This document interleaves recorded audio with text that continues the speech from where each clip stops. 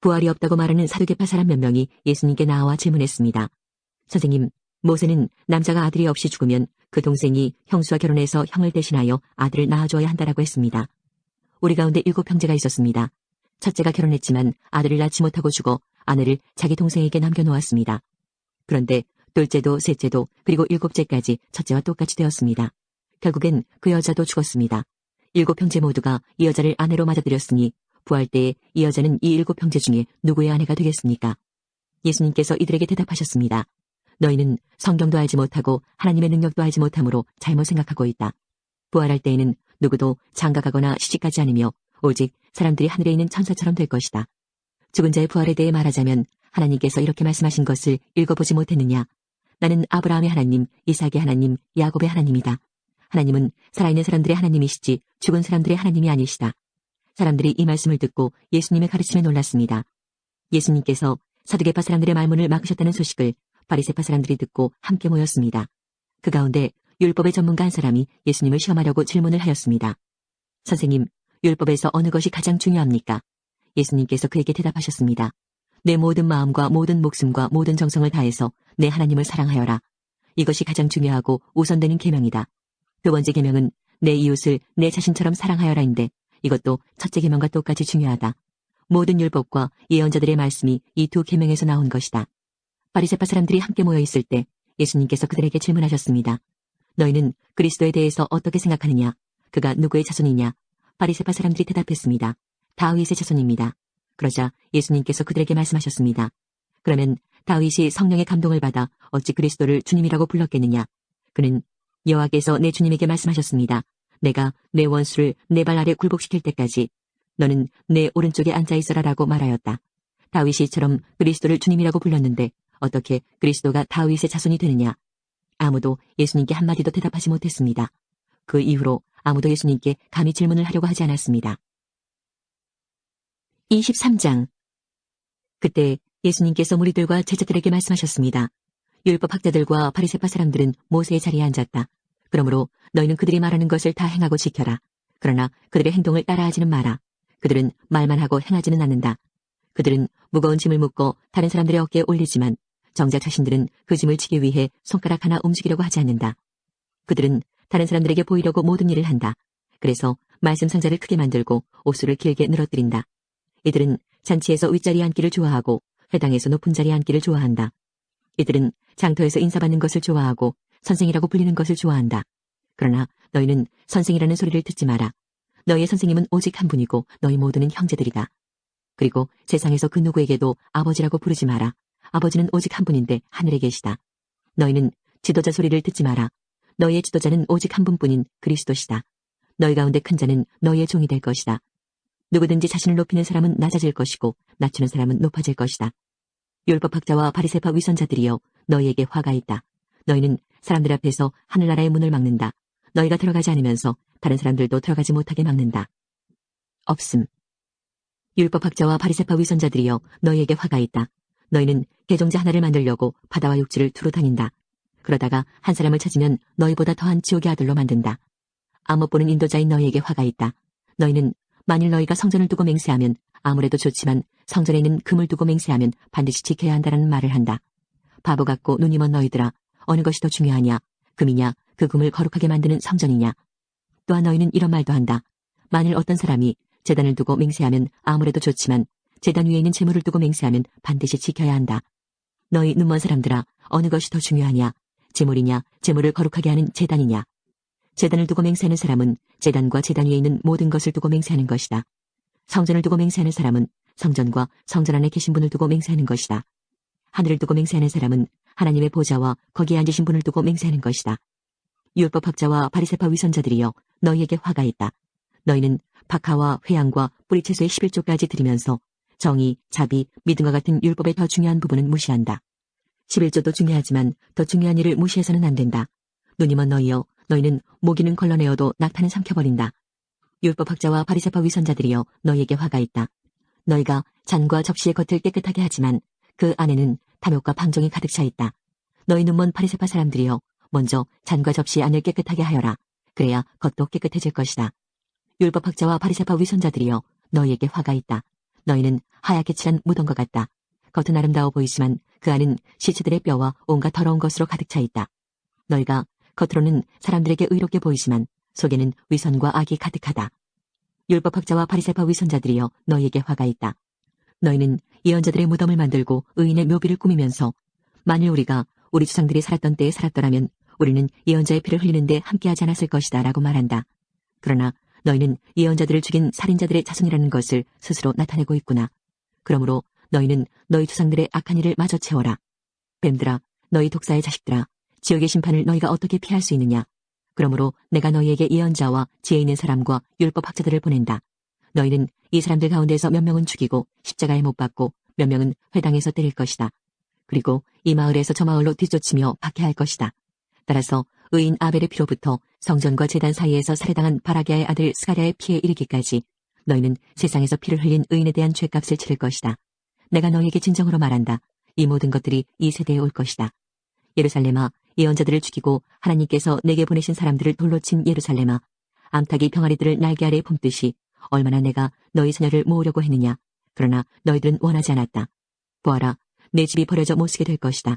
내가 너희에게 말한다. 주님의 이름으로 오시는 분이 복되다라고 너희가 고백할 때까지 지금 이후로 너희는 나를 보지 못할 것이다. 11장. 예수님과 제자들이 예루살렘 근처 곧 올리브산 가까이에 있는 벳바게와 베다니 마을에 이르렀습니다. 그곳에서 예수님은 두 제자들을 보내셨습니다. 예수님께서 그들에게 말씀하셨습니다. 건너편 마을로 가거라. 거기에 가면 지금까지 아무도 탄 적이 없는 나귀 새끼 한 마리가 메어 있는 것을 볼 것이다.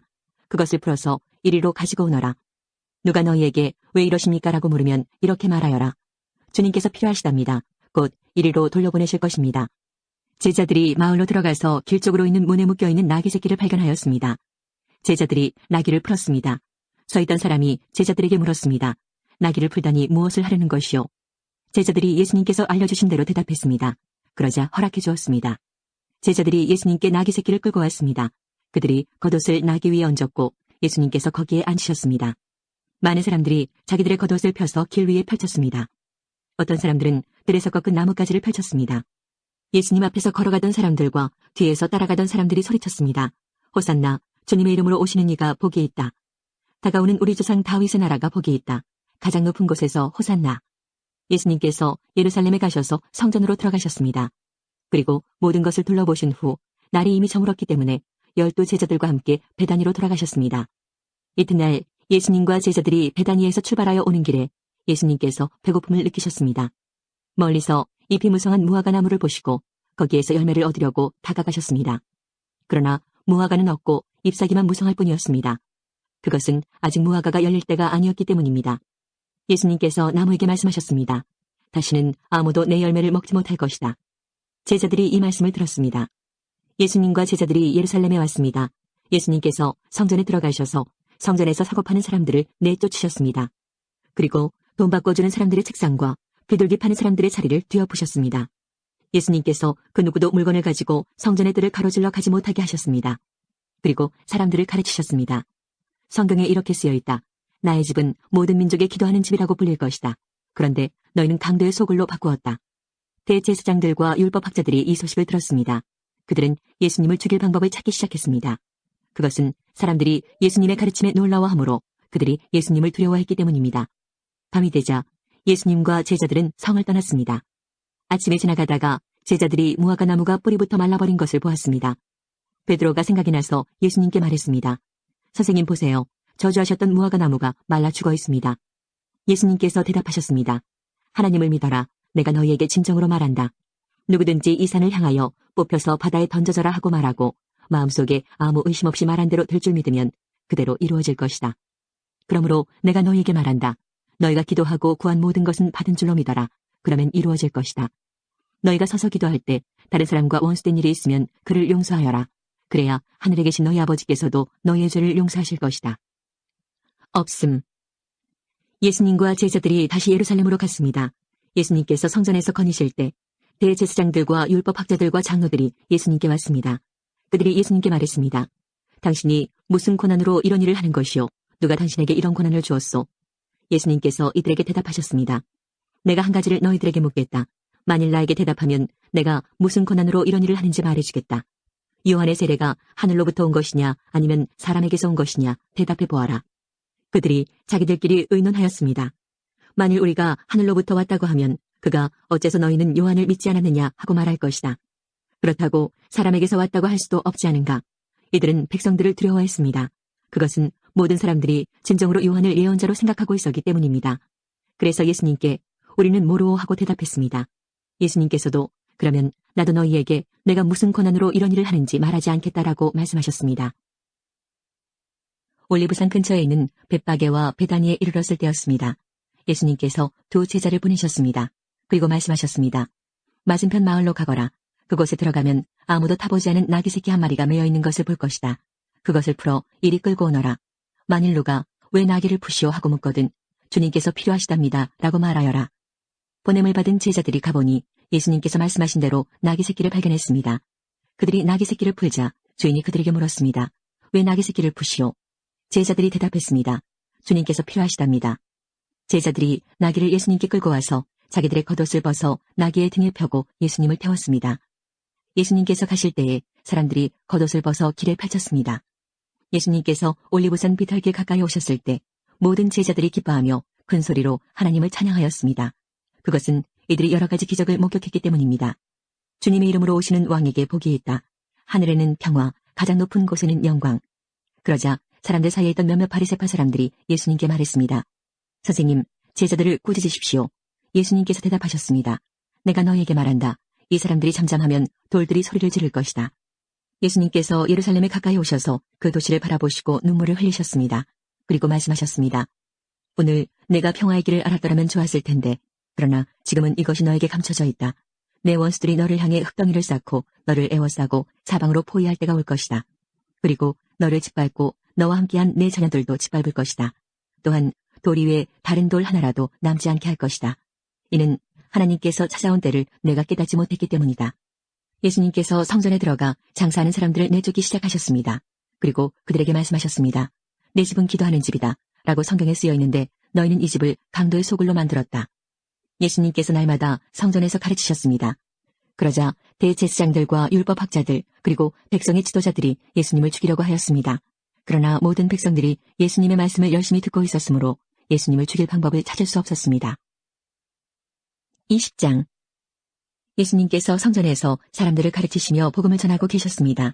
그때 대제사장들과 율법학자들이 장로들과 함께 예수님께 왔습니다. 그리고 예수님께 말하였습니다. 당신이 무슨 권한으로 이런 일을 하는지 우리에게 말해주시오. 누가 이런 권한을 당신에게 주었소? 예수님께서 그들에게 대답하셨습니다. 나도 한 가지 물어보겠다. 내게 말하여라. 요한의 세례가 하늘로부터 왔느냐 아니면 사람에게서 왔느냐? 그들이 서로 의논하여 말했습니다. 만일 우리가 하늘로부터 왔다고 말하면 왜 그를 믿지 않았느냐고 할 것이다.